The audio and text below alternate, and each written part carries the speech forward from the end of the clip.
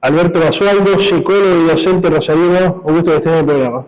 Hola Antonio, buenas tardes, buenos días para todos los oyentes que nos están mirando. Bueno, crisis económica, ¿no? Cerramos hace poco un año muy complejo, de los más complejos que recuerdo de Argentina, quizás comparado o incluso hasta peor que los años de la pandemia, un año muy complicado a nivel económico, social, si uno quiere. Estamos empezando otro año más o menos complejo, donde los mismos analistas hablan de que lo material va a estar mal, vamos a tener que ajustarnos más, inclusive. ¿Cómo afecta todo esto a la psiquis del ser humano, ¿no? Que entiendo que bastante? Bien, fundamentalmente las crisis lo que provocan es una profundización de determinados estados subjetivos de fragilidad. Esto es, las crisis lo que hacen es borrar el suelo de estabilidad de las personas, es decir, bueno, desde dónde estamos parados, dónde estamos anclados, dónde estamos ubicados, y también borran hacia dónde tenemos que ir, la direccionalidad. No está claro ni dónde nos situamos ni hacia dónde ir. Eso genera un marco de incertidumbre, de incertezas, que produce una fragilidad que tiende a generar mecanismos de descarga que muchas veces están puestos en el cuerpo y muchas veces están puestos en formaciones y en actos reactivos de las conductas.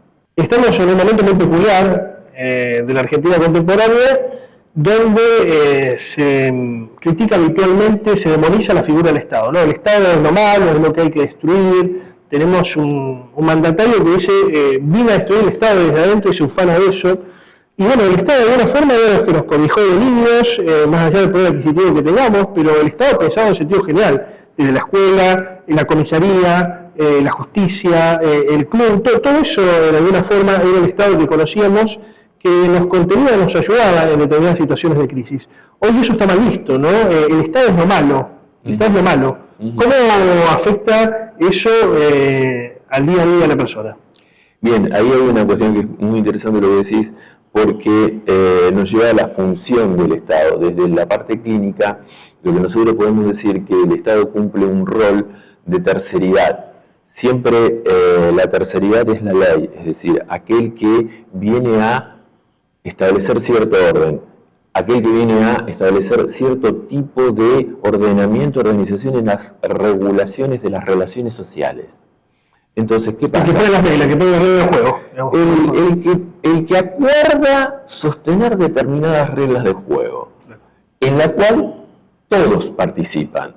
Es decir, no suena como la función del Estado como una imposición en donde hay alguien que tiene poder y el resto obedecen. No, es una construcción subjetiva en donde participan todos los actores sociales de un modo u otro y generan determinado tipo de acuerdos hacia dónde vamos a dirigirnos. Por eso el rol del Estado en tanto terceridad y en tanto orden, pero no, la gente venimos de ciertas épocas muy oscuras en donde escuchar la palabra orden suena poco. Ordenamiento y organización, la verdad que equilibra, porque equilibra y genera las compensaciones necesarias para aquellos sujetos más vulnerables y aquellos que, bueno, están en condiciones con mejores recursos de poder cumplir otros roles y otras funciones en lo social.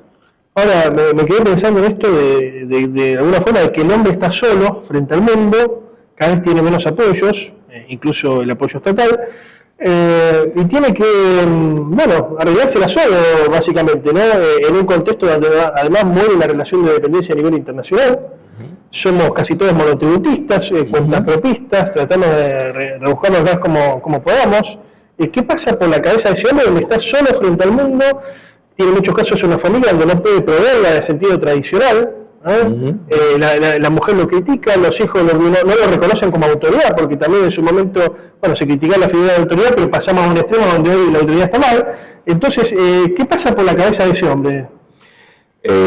Bueno, a ver, para resumirlo un poco, esto que vos decís, me gustó esto de, bueno, el individualismo ahí, bueno, somos todos monotributistas, etcétera, ¿no? Somos todos emprendedores. Ahí hay una cuestión. Pero no hablando mal en el sentido de emprender, sino en el sentido de que, bueno, que la única forma es esta, arreglártela solo. Exactamente. Bueno, ahí hay toda una serie de mandatos y nuevos imaginarios sociales construidos que no son solamente, o no se dan solamente acá en Argentina, sino se producen a nivel global, en donde nosotros hablamos sobre, bueno, la persona se autoexplota. Es decir, existen determinados mandatos, imposiciones, que lo llevan a una exigencia del rendir cada vez más, del ser cada vez más eficiente, del dar más respuesta, de hacerlo de un modo más rápido. Es decir, toda una serie de demandas que tiene que responder, que, por ejemplo, en mi caso, que trabajo mucho el tema del estrés, se manifiestan en cuadros de estrés crónico y en cuadros de manifestaciones psicosomáticas. Pero en este punto hay una cuestión que se ha perdido en función de, bueno, a ver, de qué manera esta persona forma parte de un entramado social, no está solo respondiendo, no se le pide, a ver, que sea parte de, sino que se le está pidiendo que rinda, y si no rinde, lo peor de todo esto, si no es eficaz, es que es culpa suya. Claro. Ahí está el... Claro, no rinde el máximo esfuerzo. No transpiré la camiseta, como dicen algunos jefes, no transpiraste la camiseta. Ese es otro problemón en el sentido de pertenencia. Bueno, a ver, ¿pertenencia a qué? ¿A qué? ¿Por qué? ¿Cómo? ¿Cuándo? ¿Dónde? Vamos a ver de qué tipo de pertenencias estamos hablando. Pero esto que vos decís de la culpa es algo trágico, porque la culpa nunca es buena consejera. Claro. Porque te lleva al castigo, te lleva al autocastigo, te lleva al daño. En cambio, es lo que sí, como vía, para los televidentes, como vía de referencia, en vez de la culpa es la responsabilidad. Es poder preguntarnos en estas crisis, bueno, a ver, ¿hasta dónde llego? ¿Hasta dónde da lo mío? ¿Cuánto es mío y cuánto es del otro? ¿Cuánto viene de lo social, de lo sociofinanciero, de los determinantes socioeconómicos? ¿Y cuánto es lo que me corresponde a mí? ¿Desde qué lugar puedo intervenir? Eso es marcar y establecer y construir determinados límites de acción y límites subjetivos, límites de poder procesar toda la información que nos rodea y ver qué podemos hacer con ello. La salida para esto, pienso en voz alta, ¿no? Sería tener amigos o amigos contantes y disonantes, tener una pareja. Puede ser una salida para esto porque los estudios dicen que a nivel internacional vamos a un momento de más soledad, hombres y mujeres solas, o parejas pero que conviven en casas diferentes. La familia tradicional o los emparejamientos tradicionales, los amigos, la familia, ¿son una forma de contrarrestar esto o de pasarlo mejor? Son un determinado tipo de marcos referenciales que a la persona le pueden ofrecer cierto, como decía al comienzo, cierto lugar de sostén y cierto lugar de anclaje. Pueden ser los amigos o amigos, amistades, puede ser una pareja, puede ser alguien con el cual comparto un espacio social, alguien con quien comparto un espacio institucional. Sí, eso sirve.